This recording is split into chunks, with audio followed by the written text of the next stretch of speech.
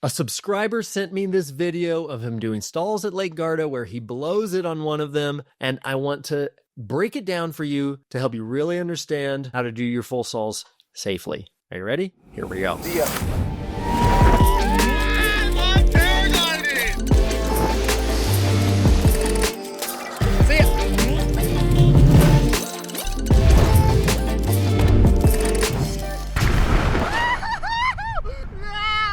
Hey, what's up, everybody? This is Ari in the Air. Welcome back to the channel. Stoked you're here. I'm Ari. I teach high-level paragliding, and I'm the founder of the Paragliding Men's Group, where we help smart, adventurous men learn the embodied leadership in their families, their relationships, and their work. So if you're ready to drop the people-pleasing skills of trying to make everyone happy all the time and actually get into a dynamic where you can be your whole self, then use the link in the description below. This is your last chance to apply before the price goes up dramatically in 2026. If you apply, I'll reach out to you directly. We'll have a one-on-one. So let's get into this. Subscriber Roberto sent me this video of him doing stalls.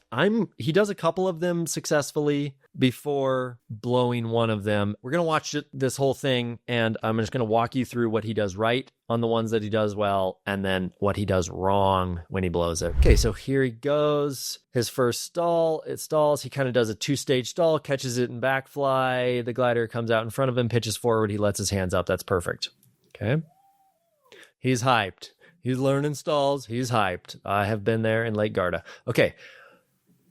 Does it again. Now he goes into a pretty deep tail slide. You see the glider is kind of flapping. The leading edge is like opening, closing, opening, closing, opening, closing. He's in a deep tail slide and he's holding it for a long time because he's stoked on stalls. But in general, you do not need to hold the glider into tail slide like this. You basically learn nothing by that. And you can just work instead of using your altitude to just hold the glider in a deep tail slide. It is useful to know that you can get in there and stay in that. So maybe one or two of these in your first 15 stalls, do one or two of these where you have a long back fly. But in general, like his first one, if we go back to the first one, he does this nice, he pulls it into a stall, catches it into a tail slide. As it rocks forward, he kind of lets it pitch one time, and on a second pitch, he lets it out. Okay. So just a little tip on how to maximize your time in the box for your learning. Okay, so this third one, I'm pretty sure is where he's going to blow it. Okay, so a couple things. You see his legs. Go ahead, Roberto, cross your ankles here and have quiet body, quiet hands. Okay, especially as you're learning, quiet body, quiet hands. Keep your feet just tucked right under your harness here. You don't need your feet to be flailing like this. See, he's like kind of kicking. Okay, so he's going to stall. Let's watch it through one time and then I'll break it down and we'll glider shoots, big collapse, starts to auto-rotate. He untwists and comes out of it. Okay, so it's basically a non-event, but it's a teachable moment here. Okay, so I'm going to use it. And full stall. Okay, so he's doing a couple of things that you can hear in his voice. One is that it's scary to learn stalls. It is. And so it's scary to learn stalls. So you really do want to have a 3, 2, 1, like really punch the glider down. You want to be authoritative to stall the glider when you want it to stall so that it doesn't stall asymmetrically. The second thing after his body position that I've already addressed is that what he does here is he gets used to watch the hands here. So he basically stalls the glider, hands up, and then back down. This is a two-stage stall, and he's doing this correctly. It's just that he's new at it, and as he's progressing, he's letting his hands be more and more up, which then on this one doesn't work. He's not pulling enough brake. He's not controlling the glider enough. He's also touching the risers a little more than I would advise, and he gets this huge shoot that sends him flying towards the canopy, and the glider collapses about 60%. You see, he's already falling into a line twist and he's holding on to the risers, which, as we know, if you've watched any of my videos before, is a total no-no. Here, he's still holding on to the risers. The glider is inflating and auto-rotating. And see, what takes so long for him to stop the auto-rotation is that he's holding on to that damn riser.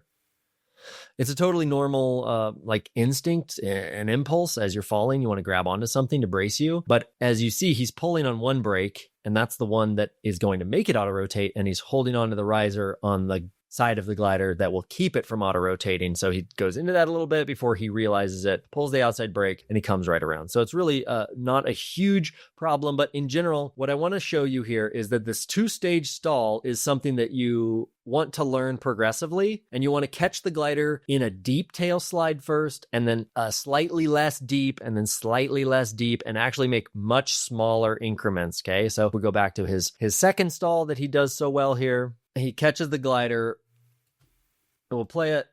He stalls and then catches the glider in a nice deep tail slide. That's perfect. Okay, look at where his hands are. They're slightly below the carabiners here. Okay, and then if we scrub forward to his next stall, he stalls the glider, and then where does he put his hands? Now his hands are at the top of the speed bar. That is way too big of a jump. The first one, he caught the two-stage stall with his hands below the speed bar, or below the carabiners, and now he's catching it at the top of the speed bar here. And at this point, you see he's pulling brake, but he's a day late and $1 short. He's already allowed the glider to have momentum, inertia, and a bunch of energy, and now it's going to shoot and slack the lines, take a big collapse. Okay, so in general, as you're getting used to these two-stage stalls, catch it in a deep tail slide first, and then a deep tail slide second, and then a deep tail slide over and over until you can progressively catch it in, more, somewhere closer to deep stall instead of a deep tail slide. All of this just knowing that your biggest hazard with the two-stage stall is letting the glider fly when you shouldn't, so that it shoots really hard. As you've seen in other videos on this channel, we've seen this mistake from pilots in the past of going into the glider, going into the lines, and in general, that's your biggest hazard when you're learning stalls, and that's what you want to avoid the most. If we look at this frame that we're looking at right here, Roberto, keep your hands off of those damn risers. That will serve you. That's the habit you want to build. Okay, I hope this is useful. Thanks so much to the subscribers and you guys for sending videos in. That keeps this whole series going. And like I said in the intro, if you're a man who has a committed relationship, a wife that he really cares about, children that you really want to give a childhood to that they don't have to heal from, if you're a leader in business and you want to be masterfully communicating and really properly managing your own energies, emotions, and actions, then join us in the Paragliding Men's Group. Like I said, this is the last cohort before the price goes up. So apply. I'll reach out to you directly. Thanks so much for watching. We'll see you on the next episode.